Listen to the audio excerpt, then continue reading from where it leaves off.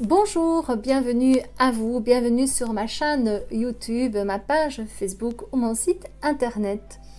Bonjour, mon nom est Isabelle Nuit, je suis kinésiologue, sophrologue, coach de vie, d'affaires, coach scolaire, art thérapeute et hypnothérapeute.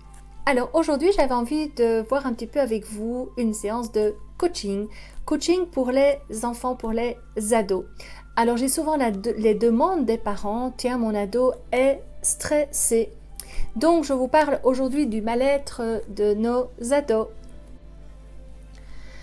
Vous étiez plusieurs à me demander des trucs et astuces pour accompagner vos ados stressés. Donc aujourd'hui, je vous donne une dizaine de trucs et astuces pour accompagner vos ados stressés.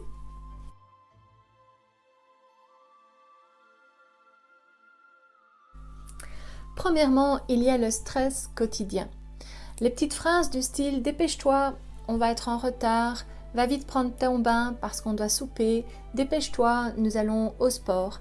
Eh bien, tous ces petits mots fin de journée ont un poids considérable pour votre enfant. Nous sommes nous-mêmes en train de presser nos enfants au journalier, au quotidien, pour leurs activités sportives, pour leurs activités musique, solfège, peu importe. Et du coup, quand est-ce que nos enfants vivent-ils à leur rythme? C'est très très important qu'un enfant puisse se poser, être chez lui. Combien de fois les enfants dans mon cabinet me disent-ils pas « Ah, le lundi j'ai tel sport, mardi je fais ça, mercredi j'en ai deux, le jeudi j'ai ça, le samedi j'ai encore ça, et le dimanche j'ai encore une autre activité. » Et ils me disent tous, parfois j'ai envie simplement d'être chez moi et de jouer avec mes jeux ou de prendre le temps d'être avec maman ou d'être avec papa. Alors prenez le temps et arrêtez de presser, de stresser vos enfants.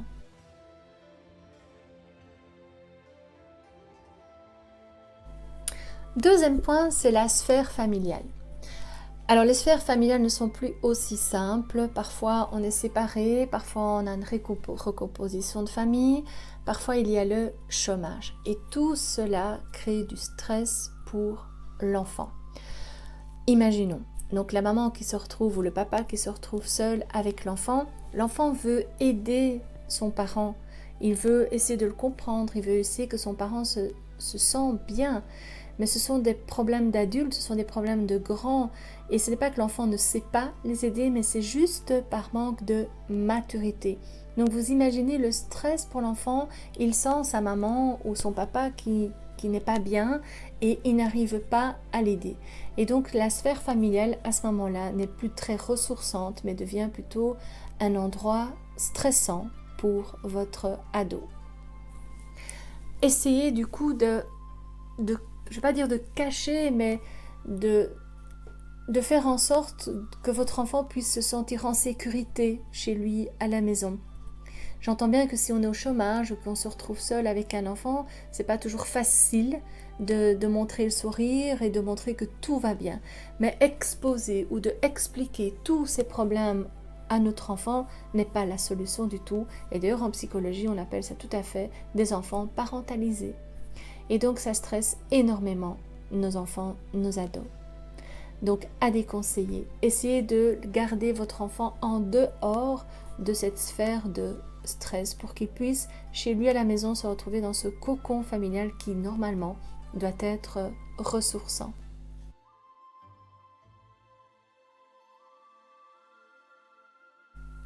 Le troisième point, c'est l'école.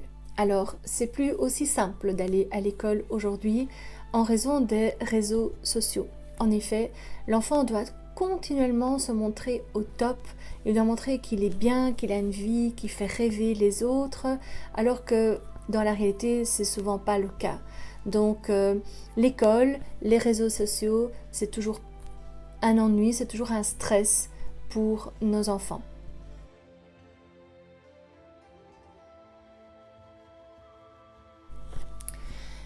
Quatrième point, le stress de la réussite. Alors nous, les parents, les professeurs, la société, nous mettons une pression énorme sur la réussite scolaire. Ok, avec la notion Si l'enfant réussit bien au niveau scolaire, c'est un enfant heureux. Ok. Comme si la réussite scolaire était un gage d'une réussite de vie. Mais où allons-nous? Laissons notre enfant apprendre à son rythme et arrêtons de mettre cette pression scolaire pour qu'il réussisse, pour qu'il soit entre guillemets l'enfant parfait. Ça n'existe pas un enfant parfait.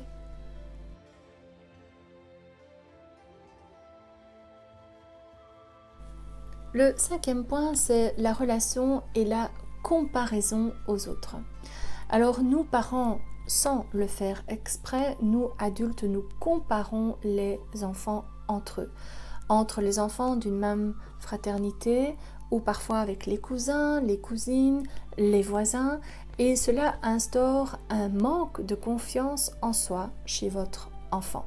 Parce que l'enfant, lui, il se pose la question, tiens, est-ce que je suis normale? Est-ce que je suis acceptée par ma famille? Est-ce qu'on m'aime? Est-ce que je suis comme les autres? Pourquoi est-ce que je n'ai pas des aussi bons points que mon frère ou que mon cousin? Pourquoi mon frère y arrive et moi pas? Et du coup, l'enfant commence à douter de lui et alors s'installe le gros stress de la confiance en soi. Donc, nous, adultes, parents, arrêtons de comparer nos enfants.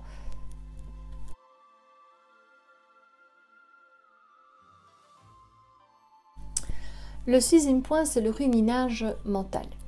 Alors, nos ados ruminent énormément. Ils pensent à tout ce qu'ils pourraient faire, tout ce qu'ils auraient pu dire, et du coup, ils ne bougent pas ou ils n'osent plus bouger. Alors, ce comportement va nourrir un grand manque de confiance en lui. Alors, encore une fois, cette confiance en soi vient saboter, vient stresser nos ados. Car souvent, ce dialogue interne de votre enfant n'est pas très positif. Il est plutôt même négatif du style « c'est trop dur, je ne vais pas y arriver, c'est trop difficile, je suis nul ». Et donc, ça va carrément paralyser nos ados. Donc, à nous, parents, aller booster. La phrase clé que je dis toujours dans mon cabinet, c'est le mot « tu es capable ». Tu sais le faire. Tu es capable, booste la capacité et tu sais le faire. L'enfant sait qu'il sait le faire. Donc si ses parents le disent, alors c'est qu'il sait le faire.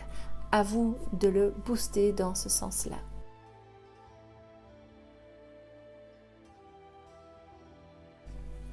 Le 7e point, c'est l'éducation par la peur. Alors, il y a des familles où maman se retrouve seule avec son enfant, où papa se retrouve seul avec sa fille ou son garçon, et il y a un climat de peur. Et donc l'enfant vit des anxiétés et parfois même des crises de panique. Combien de fois j'ai des ados qui viennent dans mon cabinet avec des crises de panique, parfois même des phobies scolaires qui n'osent plus aller à l'école. Et la première question que je pose dans mon cabinet, c'est « Et ta maman ou ton papa, comment ça se passe ?» Et bien souvent, maman aussi est dans des anxiétés, ou si l'enfant vit avec son papa, et bien papa aussi vit des anxiétés. À ce moment-là, je préconise de faire ou de la sophrologie ou de la gestion de stress que vous trouvez d'ailleurs sur mon site internet dans l'onglet en ligne. Ce sont des mini-séances de hypnose que vous pouvez acheter pour apprendre à gérer les stress, à gérer les émotions. Donc n'éduquons pas nos enfants dans les peurs parce que ça leur ferme plutôt des portes plutôt que de leur ouvrir des portes vers le monde extérieur. Et du coup, ça les rend très très stressés.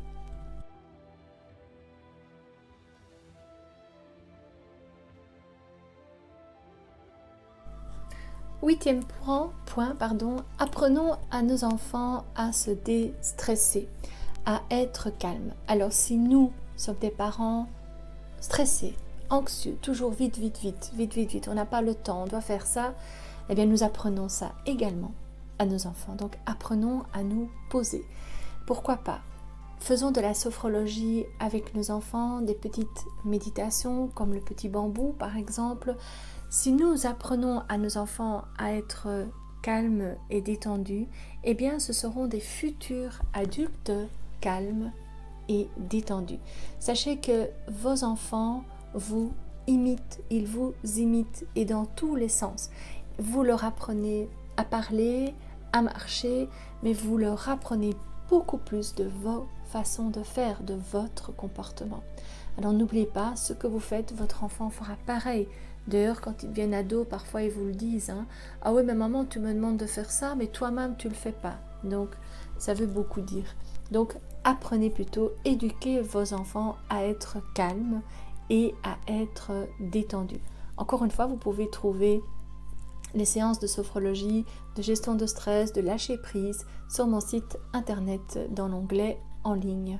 Ce que vous pouvez faire aussi, c'est de organiser votre journée tout en n'oubliant pas des plages horaires de libre où l'enfant peut être juste lui et être à son rythme.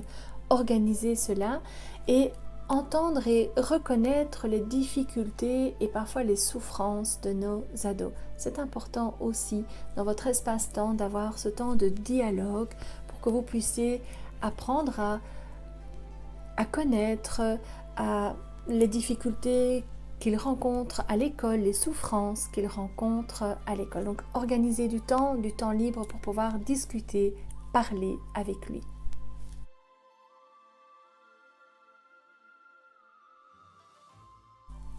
Neuvième chose à faire, pourquoi pas danser. Mettez une musique que vous aimez bien, dansez avec lui, chantez avec lui, un peu déconner comme on ferait nous-mêmes, donc comme adultes, pour que vous puissiez aussi lâcher prise, lâcher toutes ces tensions et lâcher parfois un peu ce rôle de maman ou papa un peu strict dans le faire. Soyez parfois un peu plus cool, de mettre une chouette musique que vous aimez, que vous dansez, que vous chantez avec votre ado. Vous verrez, il l'adorera.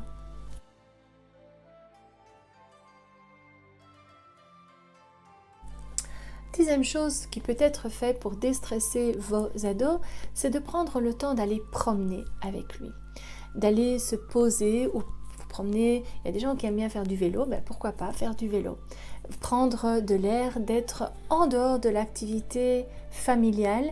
Le fait d'être en dehors nous plonge dans une autre sphère, dans une autre ambiance. Et votre ado, il aimera ça parce que ça va lui permettre de lâcher tout ce qui est devoir aller à l'école, faire ceci, faire cela, et de prendre juste un temps libre, juste avec vous, et juste que du bonheur. Donc ça aussi, ça va beaucoup aider votre ado, et vous aussi d'ailleurs, j'en suis sûre. Voilà donc tous les trucs et astuces pour aider vos ados stressés. J'espère qu'ils vont vous aider, que vous allez en prendre peut-être un ou deux pour pouvoir améliorer la relation avec vos ados et peut-être améliorer l'anxiété ou le stress de votre ado.